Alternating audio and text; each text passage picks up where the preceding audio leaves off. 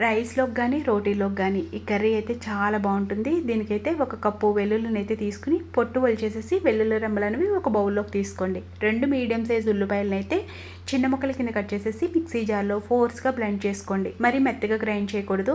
Stove అయితే on చేసుకొని pan పెట్టుకొని 2 స్పూన్ల వరకు ఆయిల్ అయితే వేసుకొని ఆయిల్ హీట్ ఎక్కిన తర్వాత మీడియం టు లోలోకి అడ్జస్ట్ చేసుకొని వెల్లుల్లి రెమ్మలు ఉన్నాయి కదా అవైతే ఫ్రై చేసుకోండి. నిదానంగా ఫ్రై చేసుకోండి. మరీ ఎక్కువ ఫ్రై అవసరం లేదు. లైట్ గోల్డ్ కలర్ వస్తుంది అనుకున్నప్పుడు వీటిని బౌల్లోకి అయితే తీసేసుకోండి.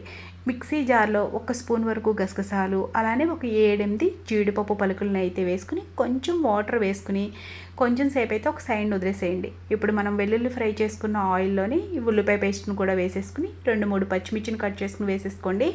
కొంచెం కరివేపాకు అలానే ఉల్లిపాయ ఫ్రై అవ్వడానికి కొంచెం సాల్ట్ కూడా వేసేసుకుని నిదానంగా గోల్డ్ కలర్ వచ్చే వరకు ఫ్రై చేసుకోండి. మూత పెట్టేసేసి మధ్య మధ్యలో చూసుకుంటూ ఫ్రై చేసుకోండి.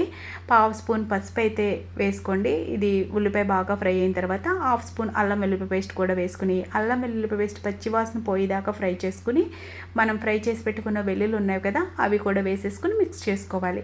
ఇప్పుడు ఇందులో 1 స్పూన్ వరకు చిల్లీ పౌడర్, 1/2 స్పూన్ ధనియా పౌడర్, 1/2 స్పూన్ జీరా పౌడర్ని అయితే వేసుకుని బాగా మిక్స్ చేసేసుకోండి. ఇప్పుడు 1 కప్పు వాటర్ని అయితే వేసుకుని ఇందులో బాగా మిక్స్ చేసేసుకుని మూత పెట్టి దగ్గరగా కుక్ అవనివ్వాలండి. మధ్య మధ్యలో మిక్స్ చేసుకుంటూ ఉండండి. ఇలా బాగా దగ్గరగా కుక్ అవ్వాలి. కుక్ అయిన తర్వాత మనం దీంట్లో గసగసాలు ఆల్రెడీ మనం పక్కన పెట్టుకున్నాం కదా అది మెత్తగా గ్రైండ్ చేసుకోవాలి. గసగసాలు వేసుకోవడం వల్ల కర్రీ అన్నది ఎక్స్ట్రా టేస్ట్ అయితే వస్తుందండి. గసగసాలు ఎప్పుడు మనం పేస్ట్ చేసుకోవాలనుకున్నా ఒక 15 నిమిషాలు వాటర్ వేసుకుని ఒక సైడ్ వదిలేసిన తర్వాత గ్రైండ్ చేసుకుంటే మెత్తగా గ్రైండ్ అయిపోతాయి. ఇలా గసగసాలు వేసుకున్న తర్వాత బాగా మిక్స్ చేసేసుకోండి. సాల్ట్ ఏమన్నా పడితే అడ్జస్ట్ చేసుకోండి. ఇప్పుడే సాల్ట్ నాకైతే సరిపోలేదని చెప్పి కొంచెం అయితే అడ్జస్ట్ చేస్తున్నాను. ఇప్పుడు మనం దీన్ని మూత పెట్టి మళ్ళీ ఆయిల్ రిలీజ్ చేసే వరకు కుక్ చేసుకోవాలి. ఇది కొంచెం ఎక్కువ టైం తీసుకున్న కర్రీ అయితే చాలా బాగుంటుందండి. ఇందులోనే ఒక 1/2 స్పూన్ మనం గరం మసాలాను కూడా యాడ్ చేసుకోవాలి.